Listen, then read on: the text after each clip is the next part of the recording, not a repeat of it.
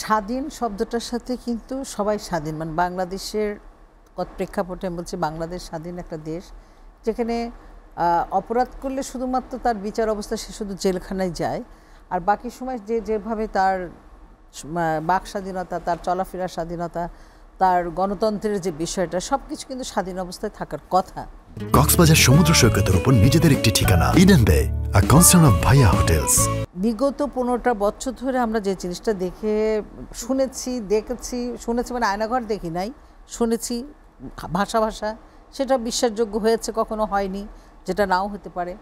কিন্তু যখন গণ অভ্যুত্থানের মতো একটা ঘটনা ঘটলো আপনার জুলাই আগস্টে, এরপরে কিন্তু অবশ্যই এটা চলে এসছে সামনে, এবং ওখান থেকে অনেকেই বের হয়ে এসছে, যারা 15 বছর, 10 বছর, 8 বছর বা আরও অনেকে আছে যারা আসেই নাই ফেরত, তাদেরকে মেরে ফেলা হয়েছে, কেউ বা পঙ্গুত্ব বরণ করছে, কেউ বা শর্ট টাইমে ছিল।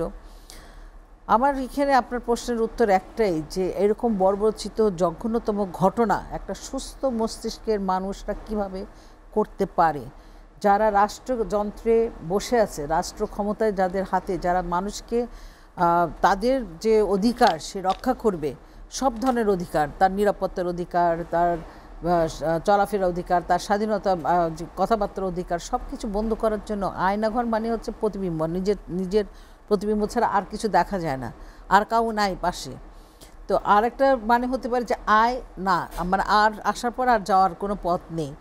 তো আমি একটা অবাক হয়ে যাচ্ছি যে এরকম বর্বরচিত পৈশাচিক ঘটনা বিগত সরকার কিভাবে করলো, মানে মানব অধিকারের চরম শব্দটা আরও চরমতর লঙ্ঘনের এটা ঘটনা ঘটেছে। আমি আরেকটা কথা বলতে, যে আজকে আমাদের প্রধান উপদেষ্টা অন্যান্যদের সাথে করে নিয়ে ওখানে গিয়েছেন, আজকে জাতিসংঘের একটা বড় ফ্যাক্ট ফাইন্ডিংয়ের একটা রিপোর্টও বের হয়েছে।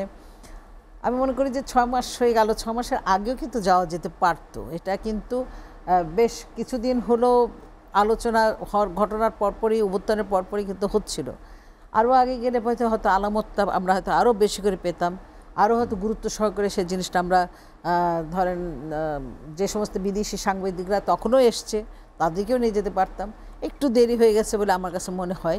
তবে এখন যেহেতু এটা বের হয়ে আসছে, আয়নাঘর বলেন, যেটা মানে আমার মনে হয় যে পৃথিবীর সবচেয়ে জঘন্যতম একটা ঘটনা, যে আয়নাঘরের মতন একটা ঘরে যেখানে মানুষকে নিজে নির্বিচারে নিপীড়ন করা হয়েছে, যাদের অত্যাচার করা হয়েছে, যাদের ফ্যামিলি থেকে ডিটাস্ট করেছে, তাদের ট্রমার মধ্যে রাখা হয়েছে, এই ধরনের ঘটনা শুধু মানবাধিকার, চরম মানবাধিকার এটা বলেও বোধহয় শেষ করা যাবে। আপনি মানবাধিকার নিয়ে কাজ করেন, মানবাধিকার লঙ্ঘনের ক্ষেত্রে বিশ্বের ইতিহাসে আসলে এই ধরনের ঘটনা কয়টি খুঁজে পাওয়া যায়?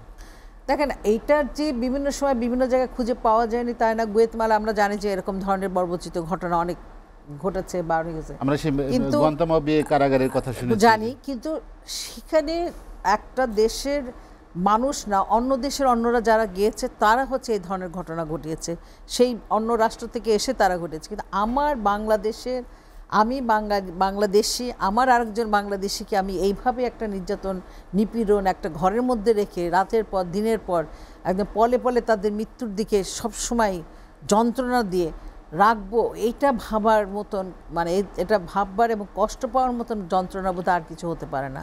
আজকে যারা ফেরত আসছে ধরেন তারা অনেকে ট্রমার মধ্যে আছে, তারা নিজেরাও নিজেদের ভালোভাবে অনেক কিছু গুছিয়ে বলতে পারে না, তার একটাই কারণ তারা সেই ভয়াবহ স্মৃতিটাকে তারা ভুলতে পারছে না।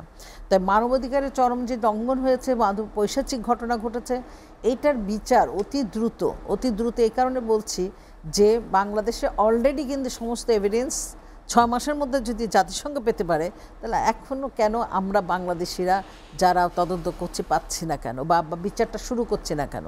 এই যে যন্ত্রণা কাতর মানুষগুলো তাকিয়ে আছে যে কখন বিচার শুরু হবে, তো সেই জায়গাগুলোর থেকে আমরা বোধহয় একটু পিছিয়ে আছি।